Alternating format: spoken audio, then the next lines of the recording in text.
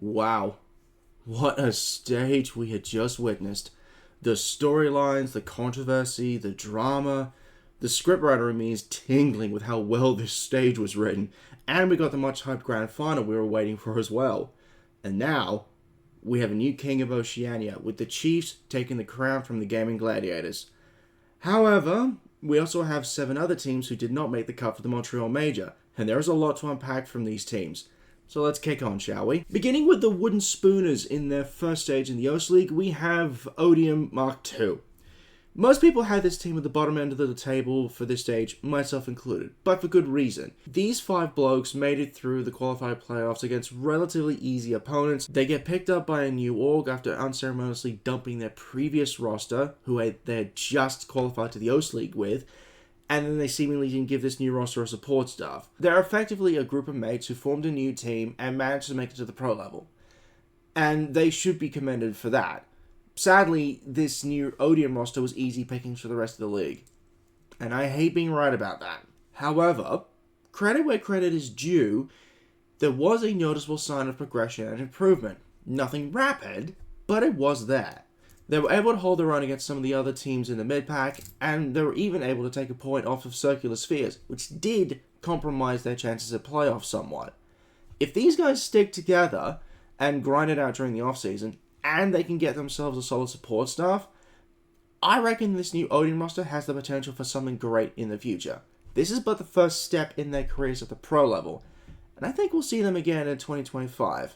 However, while most people expected Odium to be last, the rest of the league was not as predictable. For example, Odium was only one of 2 teams that I predicted correctly.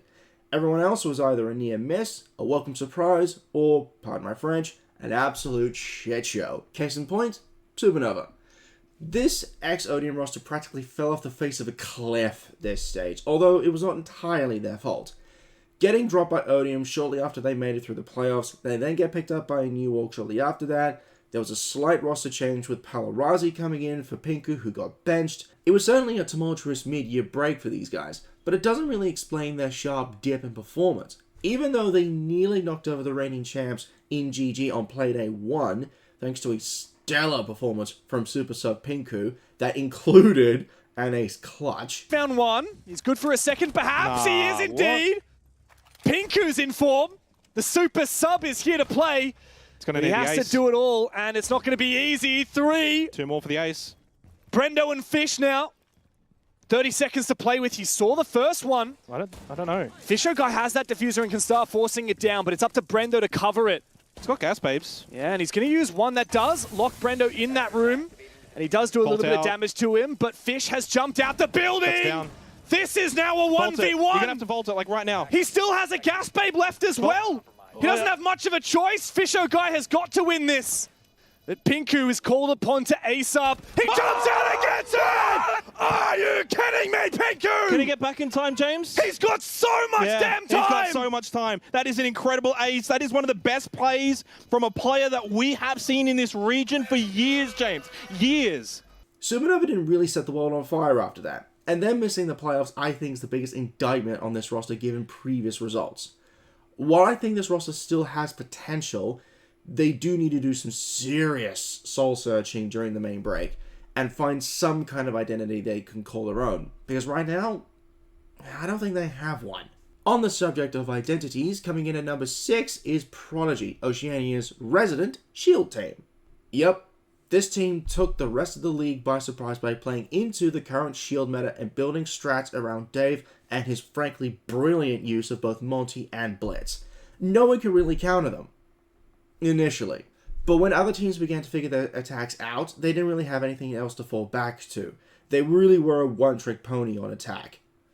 They were still fairly solid in defense, but overall, I just feel like they didn't have another gear to kick into, which might be a symptom of their inexperience at the pro level. Despite that, these boys making playoffs in their first ever stage at the pro level is a pretty big achievement, and they're making waves in a good way. I hope these boys come back next year with some new tricks up their sleeves, because I reckon there's potential here. At number 5 is Antic Esports 2.0, and this is an even bigger head-scratcher than Supernova was. Runners-up last stage behind Team Bliss at the time, while they were still a man LFO, losing both player and Caro to Ludovica during the mid-season break, swooping in 2 new players in Jkenna and Lunchbox. This team looked primed to have a breakout stage, but they crashed and burned. Hard. Okay, I may have exaggerated a little bit. 3rd place in the round robin phase is still fairly solid, so credit is due that. However, while that is all well and good, losing your first BO3 in playoffs when you're expected to at least make the semis against Circular Spheres, who were the same team you beat 7-0 in the regular stage, that's a bit of a wake-up call. While Jake and Box were fairly good pickups in their own rights, the rest of the boys were largely a shell of their former selves, despite moments of brilliance at various points. If Antic keep these lads over the summer, then they had better prove they're worth the investment for next year, especially with the new changes coming to the calendar for 2025, as well as another announcement, which I will get to at the end of the video. And now for the only other team that most people predicted correctly, Circular Spheres at number 4. And I'm going to be honest with you, there really isn't much to speak about with these guys. They're a solid squad of gunners, but I feel like there's something not quite clicking with this roster, and I can't really put my finger on it. They weren't spectacular, but they weren't overly crap either. It just sort of felt like they were, I don't know, there. I feel that Circular Spheres kind of fluked into their place on the ladder in both the round robin and the playoff stage, but that could also be a symptom of other teams around them dropping off in performance, because it took until Playday 7 to lock in their playoff berth. What's more, they were the only team to drop a point to Odium, thanks to their match going to overtime. They still went on to win the match, but to be the only team not to beat the last place squad in regulation, that's not really going to cut it moving forward. 4th place is still very solid, and I'm not taking that away from them. But with the level of play in Oceania rising with each stage, they need to ride the wave as well, unless they want to get swept away by the rest of the competition. In one of the biggest and most welcome surprises of Stage 2, we have newcomers Outlast on the podium. And these lads made a statement. A team mostly consisting of rookies who have never played in Tier 1 comp before, led by a young bloke in Bailey, who had only played in one stage in the Oceanic League back in 2023 with Desire, made it to the bronze medal match against Circular Spheres. And won. In their first stage as a 5-stack. This is huge for these boys, especially considering that most pundits, including myself, had Outlast at the bottom half of the ladder. But oh man, did they surprise us. They were actually in the top 2 of the ladder for over half the regular stage. Why? Because they won their first 3 games in regulation against Antic Esports, who I will remind you were runners-up last stage, Supernova, who were 4th, and Odium. The boys did stumble pretty hard against CS with a 7-0 scoreline against them, and they struggled against Prodigy. But they did put up a fight in their last 2 games against GG and the Chiefs to book their spot in the playoffs. Their one main weakness, if you want to call it that, is Bailey's inexperience as an IGL. Not that that's necessarily a deal breaker. Being an IGL is a role you grow into with experience and time. And this was only his first stage at the pro level as an IGL, and his second overall. Bailey was also kind of struggling in the playoffs. I think at one point he was 0-9 on kills. But he has a lot on his shoulders being an in-game leader for the first time, and I think he handled it well enough. These guys have a solid foundation under their feet, and I hope to God they stick together for next year, because I want to see what these guys can do with a full year under their belts. Our runners-up for Stage 2 of 2024 is the former Kings of Oceania in Gaimin Gladiators, who now find themselves in unfamiliar territory. Missing out on a major for the first time since Oceania was brought into the top tier of play is going to be strange not only for these boys, but fans of OSiege as well, who are used to seeing Team Bliss on the international stage. However, they can use the extra time to prepare for 2025 and tighten up what was not working for them. While the changes they made during the media shuffle were contentious, and yes, I will talk about that in a moment, they did actually work out, for the most part. Nearly losing to Supernova on Playday 1 was not ideal, but you can chalk it up to it being a symptom of both a new coach in Titan as well as a new gunner, and they didn't quite seem as put together as they have done in previous stages. However, going undefeated up until the grand final is still pretty solid for these guys. With Fisho Guy loosening the reins on in-game calls and allowing a more flexible call style with the rest of the team, it did mean that they could pivot on a dime and were more adaptable to the components when they were on song. It just didn't quite work out in the end. Now, I do want to focus in on Tuhan for a little bit. because he went into the stage with a lot of pressure on his shoulders as the new boy in place of Oda. A lot of talk before the stage was whether Tuhan could stack up to the outgoing Oda, who left under acrimonious circumstances, and whether GG made the right call in bringing Tui in his place. And I'm delighted to say, it worked. I can't pull up the stats for stage 2 right now, thank you CGG, but I'm fairly confident he went positive in both KD and entry, and he's turning into a very scary entry fragger alongside Sage and Brendo. He even got MVP the most times of any player this stage with 5. This guy took the adversity thrown towards him on the chin and turned it into justification as the replacement for Oda.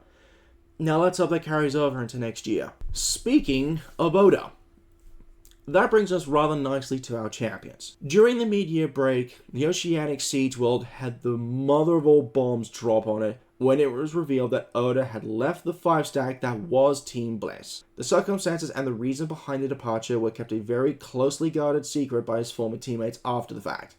So Oda found his way over to Ludovica, an August roster who had just gotten first in the Oceanic Rivals off-season tournament, just in time for the Oceanic League qualifiers in place of Soylando, who had been benched to make his way for Oda. And after they made it into the Oce League, Oda, Player, Tex, Kara, and Quiz all get picked up by the Chiefs Esports Club, and thus the Oda Revenge arc began. All of these boys were experienced hands within ANZ Siege, whether it be through APAC South or the Oce League itself.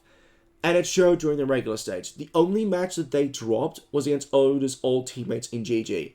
But all of us knew that that BO1 was only a mere appetizer of what was to come. But even so, there was one thing looming coming into the playoffs, which turned out to be the Chiefs' not-so-secret weapon. See, at the same time that the lineup for the Chiefs going into Stage 2 was announced, it was also revealed that Jigsaw was returning to OCE as a sub for the Chiefs, and it was also revealed he would be back in time for the playoffs. But there were 2 questions on everyone's lips. Who would he replace on the active roster, and would it pay off? Well, answer the first.